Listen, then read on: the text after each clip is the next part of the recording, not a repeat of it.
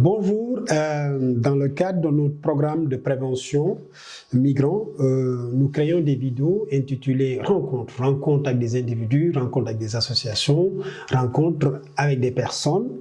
Et donc du coup là, aujourd'hui, nous sommes avec l'association Amel Plus.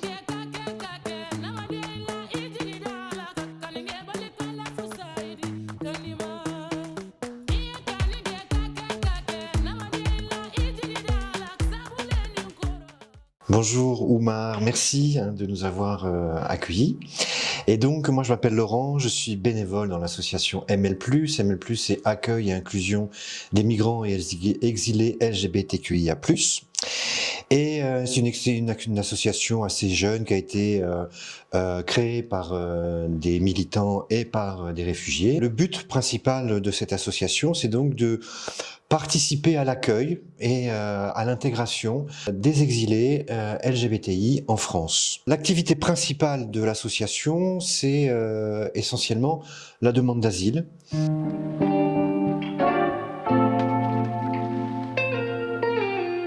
Pour la demande d'asile, en fait, ça va dépendre à quel moment est-ce que les personnes vont nous contacter dans l'association. Mais ça peut être, si elles viennent dès le début, les orienter vers le SPADA afin de faire commencer leur demande d'asile. Ensuite, les aider dans l'écriture de leur récit de vie, plutôt les aider en fait à l'agencer pour réussir à restituer une cohérence dans leur histoire. Puis après, faire des entretiens de préparation à l'OFPRA. Et puis ensuite, il y a en soutien de l'avocat ou de l'avocate qui est responsable de l'appel qui peut être posé à la CNDA, la Cour nationale du droit d'asile, en cas de premier refus auprès de l'OFPRA.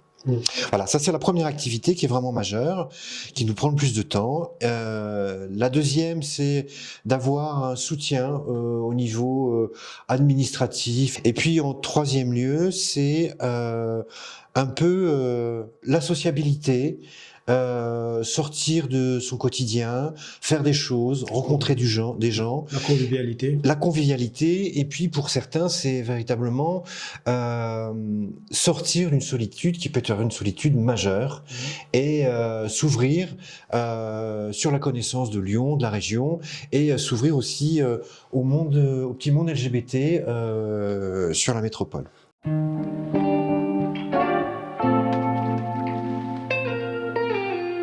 On a 2 permanences par mois, une qui est le deuxième lundi de chaque mois, qui est dans les locaux de l'association AIDS. C'est où? AIDS, oui. Oui, l'association AIDS. Et une association le dernier samedi du mois, le matin, au centre LGBTI de Lyon.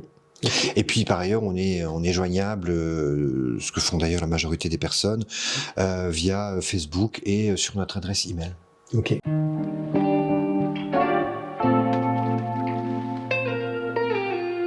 Le risque, c'est donc tôt ou tard de se faire attraper, de se faire outer, de se faire prendre éventuellement à l'occasion d'une relation sexuelle, ou parce que les rumeurs deviennent beaucoup trop intenses.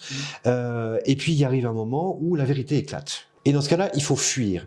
Et ce qui fait quand même cette spécificité incroyable de la fuite et qui va entraîner la demande d'asile des personnes LGBT, c'est que par rapport à d'autres situations de demande d'asile où on va avoir une situation spécifique, de guerre politique, de problèmes interethniques, de problèmes religieux, mais on va avoir toujours le soutien quand même d'une partie de sa communauté.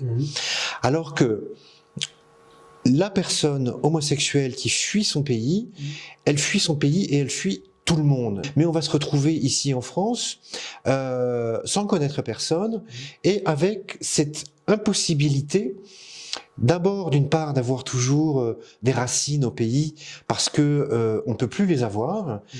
Et puis, une fois qu'on est ici en France, on ne peut plus se rapprocher non plus de sa communauté, puisque si on met en avant son homosexualité face à sa communauté qui vit actuellement ici en France, on va retrouver exactement les mêmes discriminations.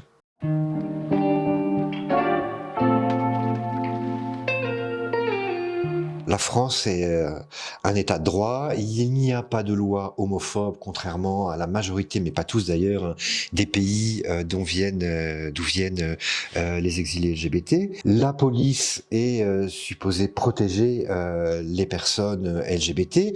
D'ailleurs, moi, c'est quelque chose que je rappelle systématiquement aux personnes qui viennent dans l'association. C'est-à-dire, si tu as un problème, si tu es victime d'homophobie en France, tu peux appeler la police. La police est là pour te protéger.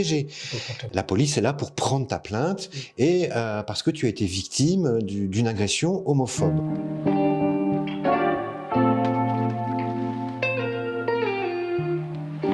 Non, malheureusement. Alors après, au niveau des procédures, il faut peut-être aussi distinguer ce qui peut être formel et informel. Déjà, au niveau formel, au niveau de la demande d'asile LGBT, il va falloir convaincre l'officier de l'OFPRA, et puis éventuellement après, si c'est nécessaire, les juges ou le juge à la CNDA, qu'on est effectivement membre de la communauté LGBT. Mais comment le prouver ?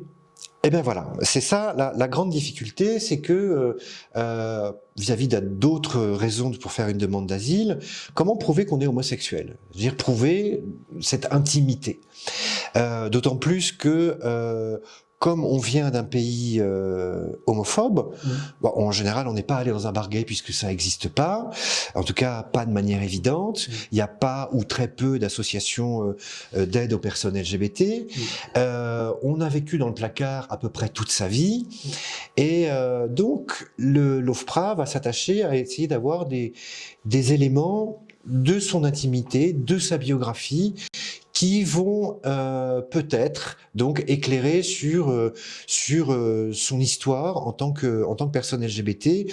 En particulier, l'OFPRA va interroger sur la découverte de son homosexualité, avec tout ce que ça va importer, enfin tout ce qu'on va vivre en tant qu'homosexuel, ou de sa transidentité. L'OFPRA va interroger sur comment a été le vécu de sa vie affective. Ensuite, l'OFPRA va demander, une fois que vous vous êtes fait prendre, comment est-ce que ça s'est passé ? Donc et voilà, qu'est-ce qui se passe ? Quelles sont les conséquences dans votre vie, pour vous-même, dans votre famille, etc. Et après, bon, l'organisation de la fuite, ça qui peut être un peu comme pour n'importe quelle autre raison d'asile, la fuite. Après, bon, l'OFPRA, je dirais, demande aussi, bien entendu, quelles sont les raisons pour lesquelles on peut pas rentrer dans son pays. Mais ça, c'est un peu pour tout le monde pareil.